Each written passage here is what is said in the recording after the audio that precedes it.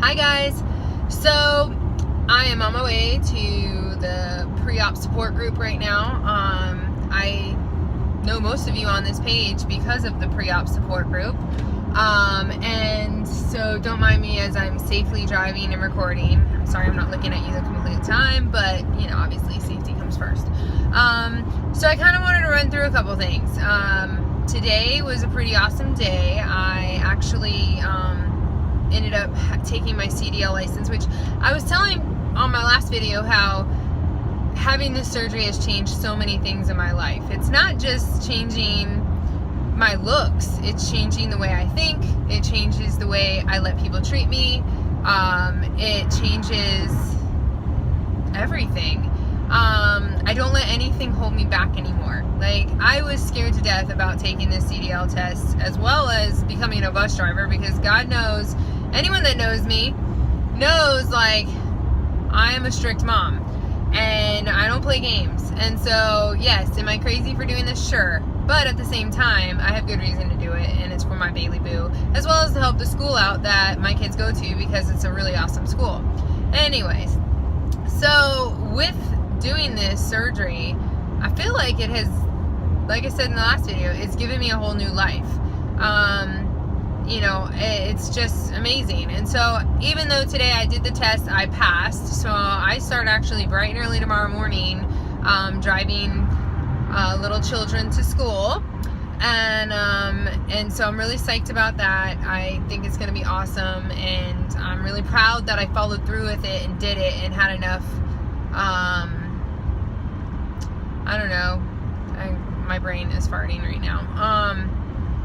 I had enough like passion, and I felt very encouraged by people around me to do this. And so I'm super excited I was successful. I did it and I stuck with it. And you know, before I had surgery, you know, I would set goals and, you know, sometimes I'd hit them, sometimes I wouldn't. But now it's a different ball game. If I put my mind to something, I'm gonna do it and I'm gonna make it happen, no matter how hard it is. So, you know, for example, I don't think I ever would have been able to be a ship shopper, which those of you that don't know what that is, you grocery shop for people and then you deliver it to their house. And so I don't think I would have been able to do that. The energy it takes for me to be able to grocery shop and run in these stores and get what they need. And then, I mean, sometimes it's mad amounts of water, 24 packs, gallons, carrying them up to 3 flights of stairs, so you're making multiple trips. You know, it used to be I could only carry one 24 pack. Now I can carry 2 24 packs, you know, and then some, which is crazy to me. But I also would never have been able to work from like 7 a.m. to 10 p.m. doing this job, because it's very labor intensive sometimes. And like I said, I am that crazy person running in the grocery store from one side to the other because I forgot an item and I have to get it, and I have a time frame I have to deliver those groceries. So anyways, was I exhausted last night? For sure. I did 16 orders. It was a lot. But, you know, I kept up with my protein. I made sure I got, I made a 12-ounce protein shake, which for those of you that ask me about what do I drink or use, I actually use the bariatric, oh my god, I don't remember what it's called, honestly. It's from my bariatric fusion, that's what it is, I believe it's called. And I use a chocolate mousse, and I find it's the least overly sweet, and it's not horrible, and there's so many ways you can utilize it. Now, don't get me wrong, year out you're tired of drinking those damn protein shakes, but they work and they're important. So I made sure I made a 12-ounce protein shake, which ended up being 60 grams of protein just in that shake. And I had my Kind bars, and I had my Oikos, I don't know how to say it, Oikos Zero mixed berry. And so I hit my protein yesterday, no problem. And then some, of course, because when I got home, I ate some chicken and some veggies. And, you know, yes, it was late at night, and I hate eating late at night, but I had to eat something because I was famished. I was hungry. So, with that, getting back on track of doing the first things. So I needed some t-shirts, because let's be honest, we're in Florida. I wear tank tops a lot. And I was like, oh, I need to wear t-shirts for this driving job, the bus driving job. So I went to Old Navy, and I was like, I used to barely fit in the XXLs. Like, I was pushing it. Like, the XXLs were very short on me. They, just weren't cutting it. So I have slowly been surely, I've been wearing mostly the same shirts. I do go out and buy shirts here and there, but it's funny how when you go into a store, you still go for like a larger size than you are. So, originally I was looking at medium and larges, and then I'm like, I wonder if I could fit in a small, because the mediums they're kind of loose. Well, I put this right here, this shirt that I'm wearing in that picture on my Facebook, through Thick and Thin one. That is a small shirt. And I almost wanted to cry, because I cannot tell you the last time I wore a small in anything. Probably over 15 years ago, okay? Because when I got married, I was about 160, 165. And I am 167, 168. I'm kind of bouncing right now. So that's pretty awesome. Like, what? So when I say all these, this year has been a year of firsts. It is. I talked about how I became, part of the Bomber Girls. I volunteer with them, dressing up in 1940s attire and doing fun things, and doing events with them in general. I'm actually working with another organization that's wanting to give back and try to figure out how we can help military spouses more. So that's pretty exciting. And then now I'm doing the bus driving thing, and I do the ship shopping thing, and I mean, there's just so many things. I wear a fanny pack. Like, I would never try to sport a fanny pack at 300 pounds. Probably because it wouldn't fit me, to be quite honest. But I love my fanny packs. And my friends make fun of me about it. But I love my fanny packs. I don't care. But I'm really just saying this as like an inspiration thing. Like, write down all these firsts. Like, keep track of them. Like, oh my gosh, first time I see my collarbone. Holy crap.